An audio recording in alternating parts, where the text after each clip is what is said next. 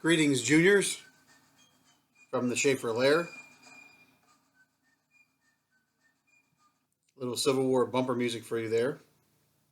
Here in my authentic Union kepi.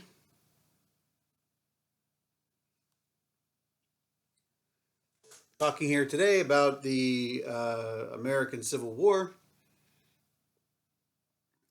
As we learned last week, Fort Sumter, the Confederate firing unequaled rebellion, which kicked in a lot of extraordinary powers for Abraham Lincoln. For instance, suspending the writ of habeas corpus during a time of rebellion, meaning the government could simply arrest you without telling you why, hold you indefinitely. When there's a rebellion, the president has the power to do that. Lincoln then puts out a call for 75,000 troops to suppress the rebellion. You read his proclamation last week. Not Civil War coffee, by the way. Some good Dunkin' Donuts brew. This meant 75,000 volunteers. At the beginning of the Civil War, there were only about 12,000 men in the entire U.S. Army. And the bulk of them were out on the frontier. So the Civil War is going to be fought by volunteers. And Lincoln needed somebody to command this volunteer army. And he turned to his aging military advisor, General Winfield Scott, the same Winfield Scott who had fought in the War of 1812 and had conquered Mexico City. Clearly, Scott was too old to do this himself. Lincoln asked him who should command my new volunteer army, and Scott said without hesitation, "Let it be Robert E. Lee." Lincoln offers the command to then Lieutenant Colonel Robert E. Lee. Lee asked Lincoln pretty flatly, will I have to lead this volunteer army into Virginia? And considering that the Confederate States of America had just moved their capital to Richmond, a provocative move, being less than 200 miles from Washington, Lincoln said, of course you will. And Lee turned down the command and waited for his state to act. And it was Lincoln's call for troops that finally pushed Virginia out of the Union. Virginia was the second last state to secede, Tennessee being the last.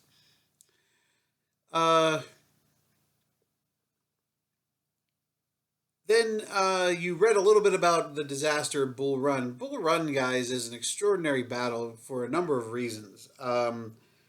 First, Bull Run is the first battle in I believe, human history where you have two completely volunteer armies. These are not professional soldiers. These are not mercenaries. These are, in many ways, the true definition of citizen soldiers on both sides. Both armies are green. This is an argument that Lincoln uses to his chosen commander, Irvin McDowell. McDowell was against any forward movements until he could train these volunteers to be soldiers. McDowell told Lincoln that the men are green, meaning that they're inexperienced. And Lincoln responded by saying to McDowell, yes, but the Confederates are green as well. You're all green together. Lincoln wants this war over. He wants this rebellion over quickly. And both sides saw one battle deciding it all. A very naive viewpoint at the time. So you have these two inexperienced volunteer armies clashing together July 21st, 1861 at the First Battle of Bull Run. You heard the heart-wrenching letter from Major Sullivan Ballou, the Speaker of the Rhode Island House, sent home to his wife. Like the letter, like the recording tells you, Ballou is killed at the First Battle of Bull Run. And then, even more macabre, I think, is that he's buried nearby, and the Union abandoned that position and Confederates desecrate his grave. They dig up his body, they steal any valuables from it, they behead him. These were troops from Georgia, I believe, that did that. Pretty horrible. Then his wife came down to Virginia to retrieve his body, and they discovered this terrible scene. Lincoln was under a great deal of both political and moral pressure.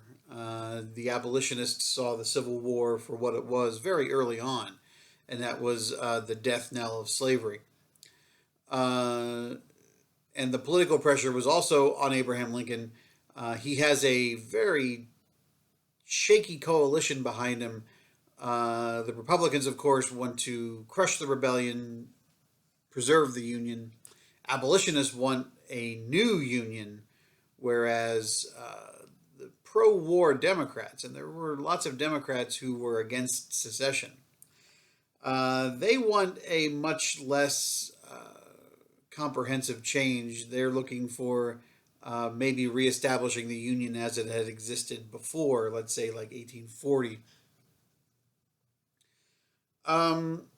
So McDowell rushes off to Bull Run at Lincoln's insistence. His army at first does very well, but it lacked the discipline to exploit its early advantage. The Confederates counter at a place called Henry House Hill. Sadly, we could be standing there in a few days, but we can't. But the Confederates then pushed the Union back, but the Confederates lacked the discipline to exploit their victory, and ultimately Bull Run becomes what we call a tactical victory, meaning that at the end of the day, the Confederates control the battlefield. Strategically, though, nothing had really changed. Manassas Junction was still in Confederate hands. McDowell's army retreats back to New York, tired and battered, but not broken. Which then brings us to another important character who's going to enter the war here, George Brenton McClellan. McClellan had won a minor victory in the western part of Virginia, ironically over Robert E. Lee. But Lincoln needed good news. He needed something to buoy the spirits following the disaster of Bull Run. So he brings this young, handsome, confident McClellan to Washington. Lincoln is taken by everything McClellan has to say. Lincoln appoints him commander of the volunteer forces, which by this point in July now number over 120,000. Lincoln had put out a second call for troops shortly after his first. And George B. McClellan enters the war, and he's going to be an important figure here throughout our discussion of 1862. And McClellan is going to build Lincoln an army. I call it the McClellan magic, because if the guy had one gift, it was his organizational skills. The acronym we use is RADUP, R-A-D-U-P. Number one is routine. This was not a camping trip. You were in the army now. So McClellan puts all the regiments in line.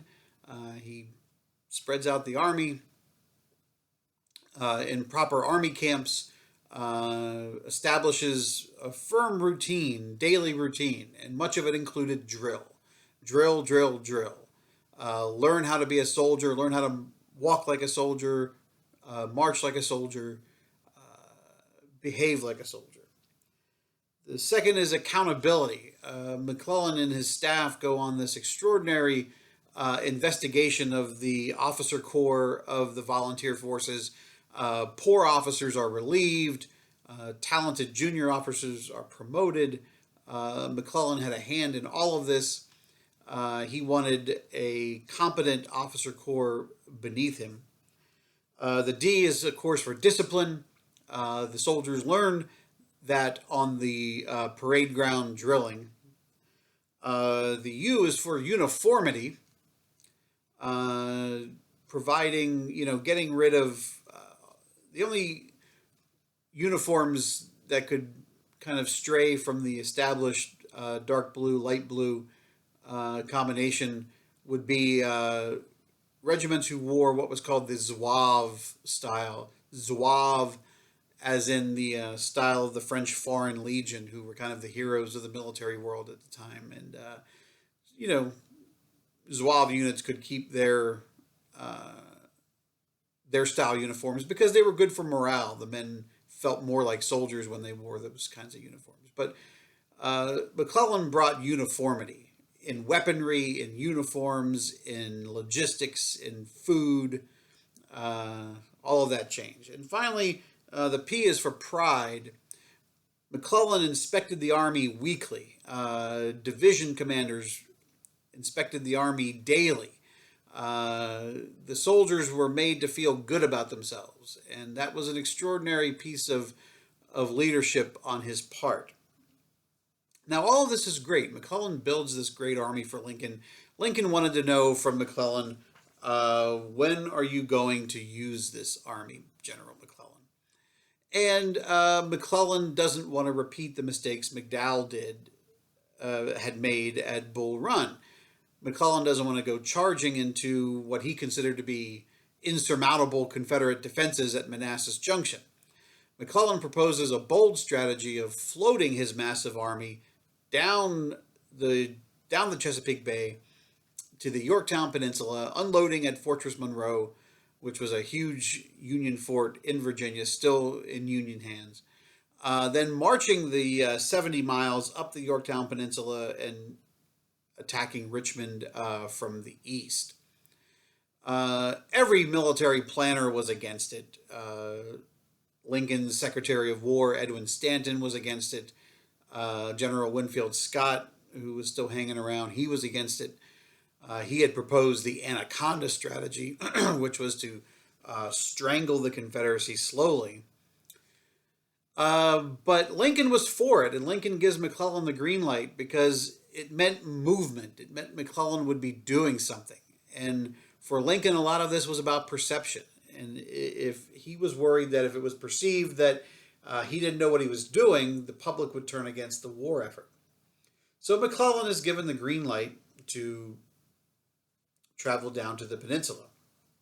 And we call this the Peninsula Campaign. You have some reading on the on my staff page, which will kind of summarize the Peninsula Campaign. You have some primary documents on there that I need you to take a look at. Also, Robert E. Lee takes over command of the primary Confederate Army during the Peninsula Campaign, and he's going to actually drive McClellan off the peninsula. McClellan gets close enough to Richmond that the soldiers could hear the church bells ringing in Richmond, and sadly, he's going to lose that grip and be forced off the peninsula. I invite you guys to come to Zoom office hours tomorrow. I know you might have some questions. I'll be there at 10 a.m. in Zoom to answer all those questions. Also, check out my history blog, practicallyhistorical.org. Lots of information about the Civil War on there. So be sure to check that out. Just go to the search feature, type in Civil War, and boom, all the posts will come up for you. Also, check out on my staff page, I have some documents there that you can open that explain how Civil War armies are constructed. Also shows you how regiments form in line of battle, and also shows you what a typical Union soldier looked like.